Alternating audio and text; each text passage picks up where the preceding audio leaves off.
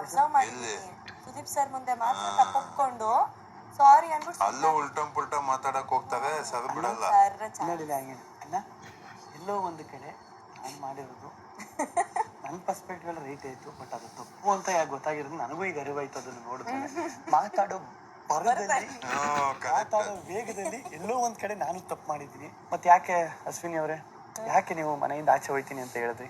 ಅಣ್ಣ, ಎಲ್ಲೋ ಒಂದ್ ಕಡೆ ನಾನು ಮನೆಯಿಂದ ಆಚೆ ನನಗೆ ರಿಗ್ರೆಟ್ ಫೀಲ್ ಆಯ್ತಾಯ್ತು ಅಣ್ಣ. ಅದು ನನಗೆ ಬ್ಯಾಕ್ ಪೇನ್ ಇದ್ದಿದ್ರಿಂದ ನಾನು ಮನೆಯಿಂದ ಆಚೆಗೆ ಹೋಗಿ ಸರ್ಜರಿ ಮಾಡಿಸ್ಕೊ ಬರ್ಬೇಕು ಅಂತಂದಿದ್ದೆ.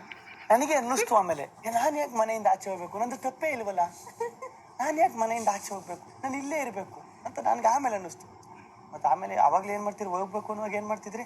ಇಲ್ಲ, ನನಗೆ ಎಲ್ಲೋ ಒಂದು ಕಡೆ ಮಾತಾಡೋ ಬರ್ದೆ ನಂಗೆ ಹೇಳ್ಬಿಟ್ಟೆ ನಾನು, ಗೊತ್ತಾಗಿಲ್ಲ ಅಣ್ಣ.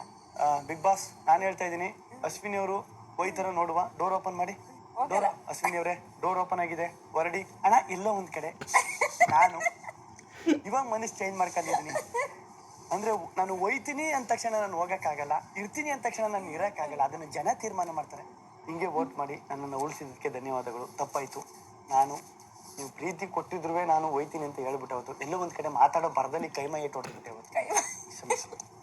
ಎಲ್ಲೋ ಒಂದ್ ಕಡೆ ಮಾತ್ರ ಬಿಡಲ್ಲ. ಎಲ್ಲೋ ಒಂದ್ ಕಡೆ ಅಂದ್ರೆ ಅವರೇ ಯಾವ ಕಡೆನೂ ಹೋಯ್ತವ್ರೆ, ನಾವೇ ಯಾವ ಕಡೆನೂ ಹೋಯ್ತಾ ಇದ್ವಿ.